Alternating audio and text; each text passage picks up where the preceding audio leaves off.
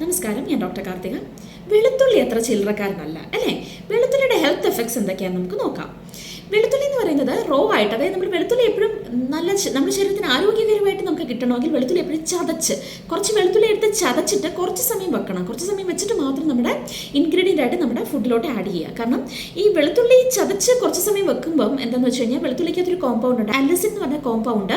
വെളുത്തുള്ളി ചതച്ച് കുറച്ച് നേരം വെക്കുന്നതിലൂടെ ഫുള്ളായിട്ട് ആക്ടിവേറ്റ് ആവും. ഈ അലിസിൻ എന്ന് പറഞ്ഞ കോമ്പൗണ്ട് നമ്മുടെ ബോഡിക്ക് വളരെ ഹെൽപ്ഫുള്ളാണ്, ഹെൽത്തിയാണ്. അതായത് നമ്മുടെ നീരുവീഴ്ചയ്ക്കും നമ്മുടെ ബോഡിക്ക് നീരിളക്കം, ജോയിൻറ്റ് പെയിൻ, ആർത്രൈറ്റിസ്, ഇൻഫ്ലമേഷനൊക്കെ ബെസ്റ്റാണ്. പിന്നെ സി റിയാക്റ്റീവ് പ്രോട്ടീനെയൊക്കെ കുറയ്ക്കാനും, പിന്നീട് നമ്മുടെ ആൻറ്റി ക്യാൻസർസ് ആണ്, അത് ക്യാൻസർ സെൽസിനെ ഗ്രോ ചെയ്യാൻ അഗെയിൻസ്റ്റ് ആയിട്ട് ഫൈറ്റ് ചെയ്യുന്ന ഒന്നാണ് അലിസിൻ എന്ന് പറഞ്ഞ കോമ്പൗണ്ട്. സ്റ്റൊമക് ക്യാൻസറും കൊളോൺ ക്യാൻസറും ഒക്കെ അഗെയിൻസ്റ്റ് ആയിട്ട് പ്രിവെൻറ്റ് ചെയ്യുന്നതാണ്.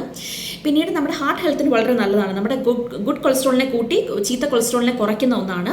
പിന്നെ നമ്മുടെ ബ്ലഡ് വെസൽസിനെ ഡയലൈറ്റ് ചെയ്യുന്നു, BP കുറയ്ക്കാൻ ഒത്തിരി സഹായിക്കുന്നു ബ്ലഡ് വെസൽസിനെ അലിസിൻ കോമ്പൗണ്ട് ഡയലൈറ്റ് ചെയ്യുന്ന വഴി. പിന്നെ അതെറോസ്ക്ലീറോട്ടിക് ആയിട്ടുള്ള പ്ലേഗ്സ് ബിൽഡപ്പ് ചെയ്യാതെ ബ്ലഡ് വെസൽസിൻ്റെ അകത്ത് കൊളസ്ട്രോൾ ബിൽഡപ്പിനെ കുറയ്ക്കുകയും പിന്നെ ഭാവിയിൽ അത് സ്ട്രോക്ക് വരാതിരിക്കാൻ ഹെൽപ്ഫുൾ ആവുകയും ചെയ്യുന്നുണ്ട്. പിന്നീട് ആൻറ്റി ഓക്സിഡൻസ് ഒക്കെ ഉള്ളതുകൊണ്ട് വളരെ നല്ലതാണ്. ഇമ്മ്യൂണിറ്റി, ഇൻഫെക്ഷൻ അഗെയിൻസ്റ്റ് ആയിട്ട് ഫൈറ്റ് ചെയ്ത് നിൽക്കും. അതായത് നമ്മുടെ കോൾഡ്, ഫ്ലൂ പോലുള്ള കണ്ടീഷൻസിന് അഗെയിൻസ്റ്റ് ആയിട്ട് നമ്മുടെ T സെൽസിനെ, മാക്രോഫേജസിനൊക്കെ ആക്ടിവേറ്റ് ചെയ്യാൻ ബെസ്റ്റാണ്. പ്രതിരോധ ശക്തി കൂട്ടാൻ വളരെ നല്ലതാണ്. അതുപോലെ തന്നെ ഫ്രീ റാഡിക്കൽസിന് അഗെയിൻസ്റ്റ് ആയിട്ട് ഫൈറ്റ് ചെയ്ത് ആൻറ്റി ഏജിങ്ങിന് ബെസ്റ്റാണ് വെളുത്തുള്ളി എന്ന് പറയുന്നത്.